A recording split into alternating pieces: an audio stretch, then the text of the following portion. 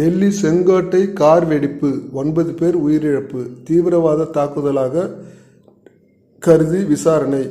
டெல்லியின் வரலாற்று சிறப்புமிக்க செங்கோட்டை அருகே திங்கட்கிழமை மாலை ஒரு கார் வெடித்ததில் 9 பேர் உயிரிழந்து 20க்கும் மேற்பட்டோர் காயமடைந்தனர்.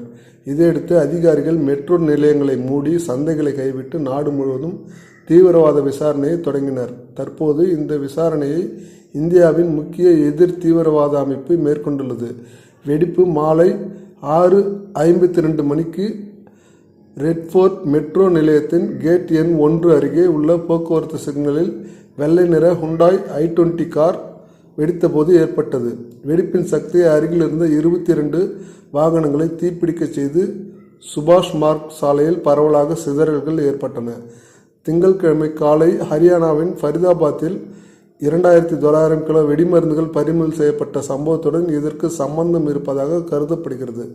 டெல்லி போலீசார் அனுமதியற்ற செயற்பாடுகள் தடுப்புச் சட்டம் பிரயோகித்ததை அடுத்து தேசிய விசாரணை நிறுவனம் செவ்வாயன்று விசாரணையை பொறுப்பேற்றது. விசாரணை அதிகாரிகள் டாக்டர் உமர் முகமது என்ற காஷ்மீரின் புல்வாமா மாவட்டத்தைச் சேர்ந்த மருத்துவரை தற்கொலைப்படை தாக்குதலாளி என அடையாளம் கண்டுள்ளனர். NDTV தெரிவித்ததன்படி அவர் பாகிஸ்தான் அடிப்படையிலான ஜெய்ஷ்-இ-முகமது தீவிரவாத அமைப்புடன் தொடர்புடையவர்.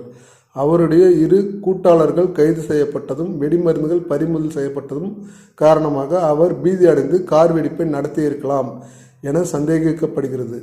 பயன்படுத்தப்பட்ட வெடிமருந்து அமோனியம் நைட்ரேட் எரிபொருள் கலவை என அதிகாரிகள் தெரிவித்துள்ளனர். இத்தாக்குதலுடன் தொடர்புடையதாக ஜம்மு மற்றும் காஷ்மீரில் 3 கைது செய்யப்பட்டனர். இவர்களில் தாரிக் அகமது மாலிக், வங்கி காவலர் ஆமிர் ரஷீத் மற்றும் உமர் ரஷீத் அடங்குவர். இந்த கைது நடவடிக்கைகள் பல மாநிலங்களில் ஒருங்கிணைந்து நடத்தப்பட்டதாகவும் இதில் பல மருத்துவர்கள் ஈடுபட்ட வெள்ளைக்காலர் தீவிரவாத வலையமைப்பு என அதிகாரிகள் குறிப்பிட்டுள்ளனர். டெல்லி மெட்ரோ ரயில் கழகம் பாதுகாப்பு காரணங்களுக்காக லால்கிலா மெட்ரோ நிலையத்தை மூடியது. ஆனால் மற்ற நிலையங்கள் இயல்பாக இயங்கின.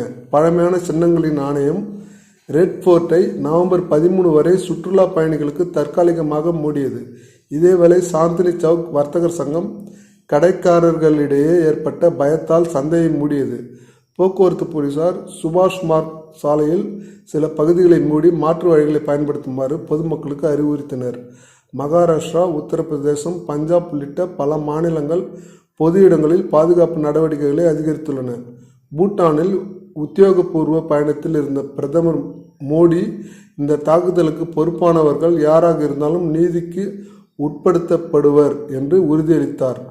உள்துறை அமைச்சர் அமித்ஷா வெடிப்பு நடந்த இடத்தையும் லோக் நாயக் மருத்துவமனையில் சிகிச்சை பெறும் காயமடைந்தவர்களையும் சந்தித்தார். அங்கு 30க்கும் மேற்பட்டோர் சிகிச்சை பெற்று வருவதாக மருத்துவர்கள் தெரிவித்துள்ளனர்.